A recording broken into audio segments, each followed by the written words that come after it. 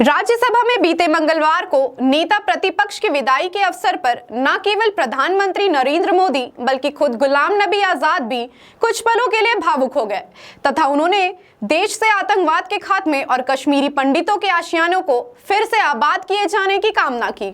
उच्च सदन में अपने विदाई भाषण के दौरान गुलाम नबी आजाद ने उस घटना का विवरण दिया जिसकी चर्चा करते हुए इससे पहले प्रधानमंत्री का गला रूंध गया था। गुलाम नबी आज़ाद ने कहा कि जम्मू एवं कश्मीर का मुख्यमंत्री बनने से कुछ ही दिनों के भीतर कश्मीर में पर्यटकों पर आतंकी हमला हुआ और कुछ पर्यटक मारे गए थे। इनमें गुजरात के पर्यटक भी थे। उन्होंने कहा कि वह जब हवाई अड्डे पहुंचे तब पीड़ित परिवारों के बच्चे उन्हें पकड़कर रोने लगे। आज़ाद ने कहा कि वह दृश्य देखकर उनके मुंह से चीख निकल गई। खुदा तूने ये क्या किया? मैं क्या जवाब दूं इन बच्चों को? इन बच्चों में से किसी ने अपने पिता को गंवाया तो किसी ने अपनी माँ को। ये यहाँ सैर करने आए थे और मैं उनकी लाशें हवाले कर रहा हूँ। इसी कड़ी में आज़ाद ने कहा कि अल्लाह से, भगवान से यही दुआ करते हैं कि इस देश से आतंकवाद खत्म हो जाए। जम्मू एवं कश्मीर में आतंकवाद की घटनाओं में शहीद हुए केंद्रीय बलों और पुलिस के जवानों के साथ आम नागरिकों के मारे जाने का उल्लेख करते हुए आज़ाद ने कश्मीर के हालात ठीक होने की कामना की। अपने संबोधन के दौरान उन्होंने कश्मीरी पंडितों का भी जिक्र किया और कहा कि वह जब छात्र राजनीति में थे उन्हें सबसे अधिक मत कश्मीरी पंडितों का ही मिला था। उन्होंने प्रधानमंत्री नरेंद्र मोदी और केंद्रीय गृह मंत्री अमित शाह से कश्मीरी पंडितों के उजड़े आशियानों को बसाने की दिशा में प्रयास करने का आग्रह करते हुए एक शेर सुनाया। कांग्रेस के वरिष्ठ नेता ने कहा, गुजर गया वह जो छोटा सा एक फसाना था, फूल थे, चमन था, आशियाना था, ना पूछ उजड़े नशेमन की दास्तां, ना पूछ थे 4 दिन के मगर आशियाना था। पाकिस्तान की मौजूदा स्थिति का जिक्र करते हुए आज़ाद ने कहा कि उन्हें फक्र होता है कि वह एक हिंदुस्तानी हैं। जब दरबार कश्मीर में खुला तो मेरा स्वागत गुजरात के मेरे भाइयों और बहनों की कुर्बानी से हुआ। मैं अभी 2 ही दिन पहले पहुंचा था तो वहां स्वागत करने का मिलिटेंट का यही तरीका था कि आप हत्या करो गरीबों की तो वही स्वागत होता। उसका मतलब था कि हम हैं, इस गलत फहमी में न रहना। न निशाद बाग जो कि राजभवन के साथ वहां बस से उस पर लिखा था गुजरात की बस, उसमें हमारे तकरीबन 40-50 गुजरात के हमारे भाई बहनें टूरिस्ट, उस पे उन्होंने ग्रेनेड लगाया और मेरे ख्याल में दर्जन से ज़्यादा लोग वहीं हताहत हो गए और कई जख्मी हो गए। मैं फौरन तुरंत जगह पे पहुंचा लेकिन तब तक पुलिस ने वो हटा दिया था। फिर मैं जैसे माननीय प्रधानमंत्री जी, इन्होंने भी डिफेंस मिनिस्टर से बात की, मैंने प्रधानमंत्री जी से बात की, जहाज आया मी-8 उनको लेने के लिए। लेकिन जब मैं एयरपोर्ट पे पहुंचा तो जाहिर है सिक्योरिटी वाले कहते हैं कि सीएम आ रहे हैं, सीएम आ रहे हैं। तो एयरपोर्ट पे ये सब जाने के लिए तैयार थे। हमारे जख्मी भाई, छोटे छोटे बच्चे।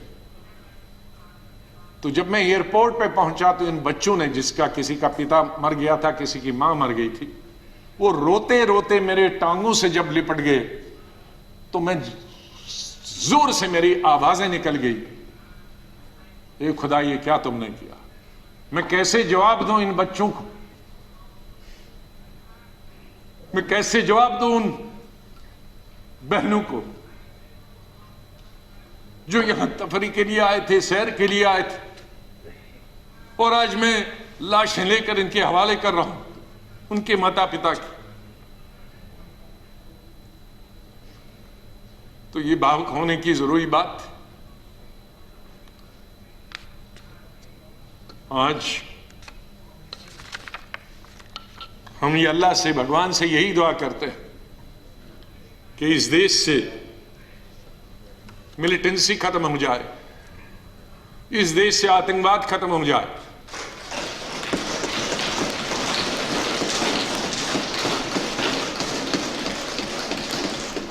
हजारों हमारे सिक्योरिटी फोर्सेस के, आर्मी के, पैरामिलिट्री फोर्सेस के, पुलिस के जवान मारे गए। सिविलियन कई क्रॉस फायरिंग में मारे गए। हजारों हमारी बेटियां और माएं आज बेवा, शायद उनका पति किसी का मिलिटेंट भी, क्योंकि मिलिटेंट होंगे, कई क्रॉस फायरिंग में मारे गए, लेकिन उसमें उनके बच्चों का क्या कसूर? क्या कसूर? वो भी हजारों की तादाद में।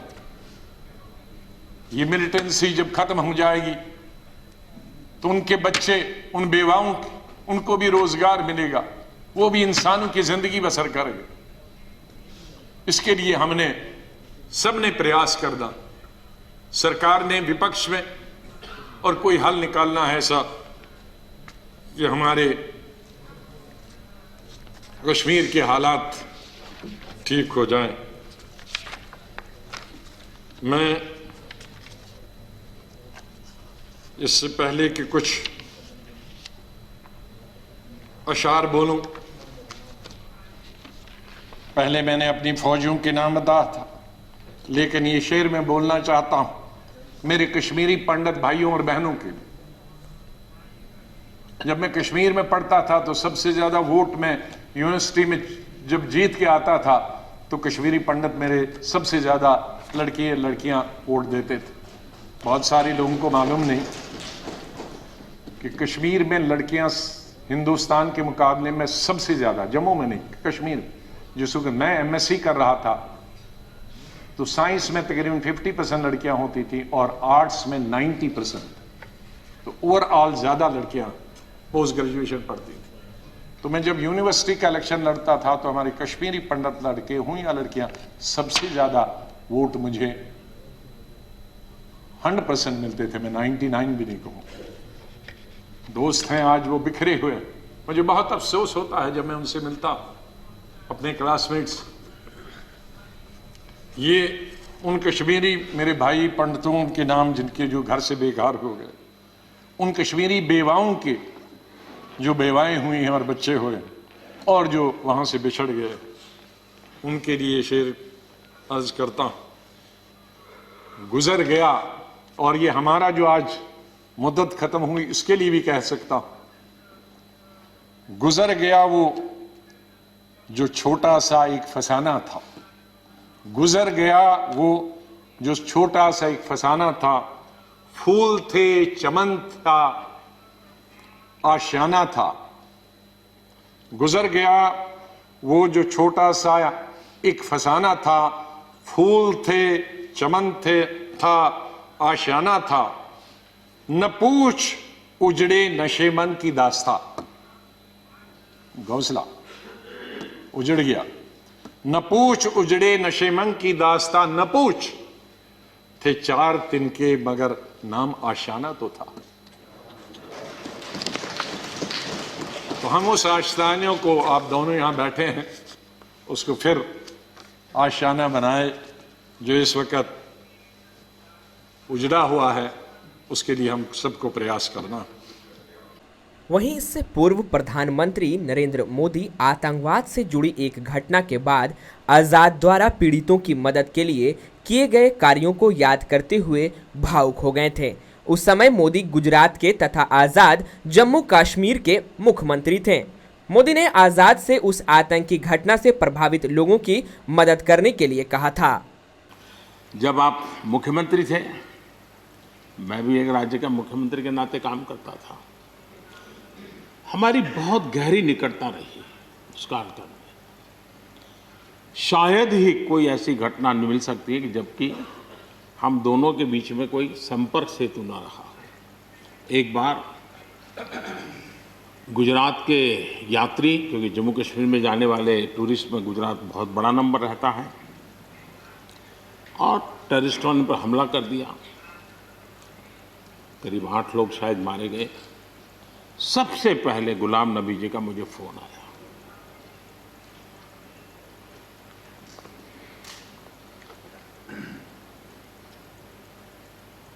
और वो फोन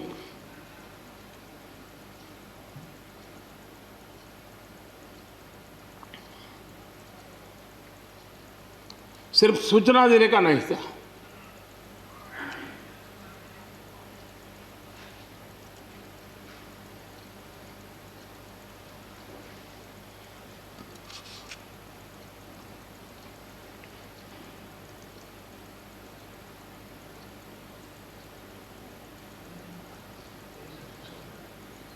उनके आंसू रुक नहीं रहे थे। फोन पे उस समय प्रणब मुखर्जी साहब डिफेंस मिनिस्टर थे। मैंने उनको फ़ोन किया, मैंने कहा साहब अगर फोर्स का हवाई जहाज़ मिल जाए डेड बॉडी को लाने के लिए। रात देर हो गई थी। प्रणब मुखर्जी साहब ने कहा आप चिंता मत कीजिए, मैं करता हूँ व्यवस्था। लेकिन रात में फिर गुलाम नबी जी का फोन आया। वे एयरपोर्ट थे।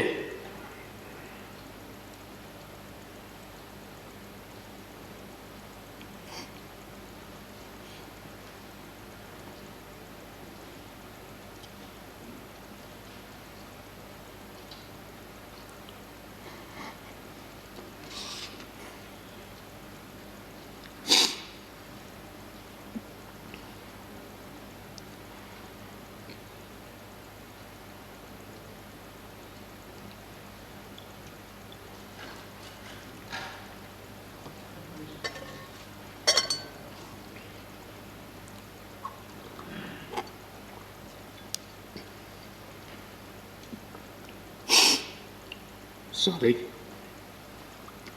उस रात को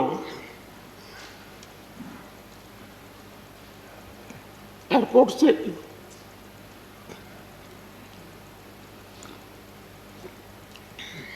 उन्होंने मुझे फोन किया और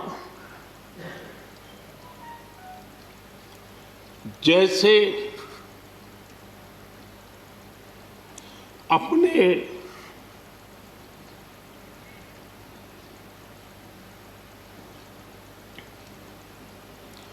परिवार के सदस्य की चिंता करें,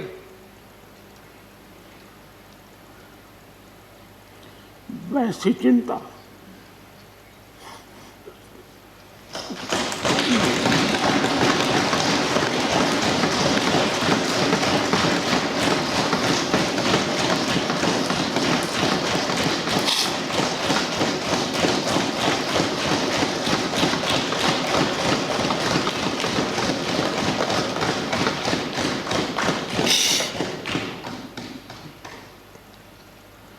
पद, सत्ता जीवन में आती रहती है, लेकिन उसे कैसे पचाना,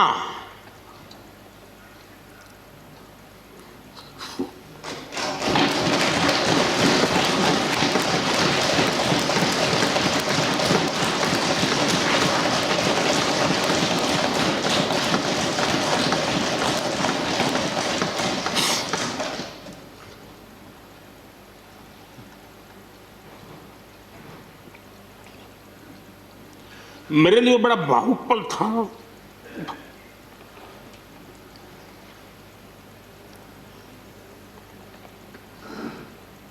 दूसरे दिन सुबह फोन आया कि मोदी जी सब लोग पहुंच गए।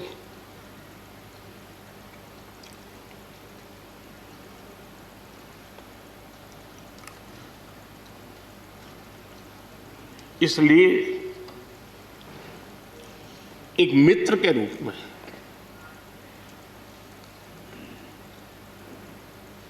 गुलाम नबी जी को घटना और अनुभव के आधार पर मैं आदर करता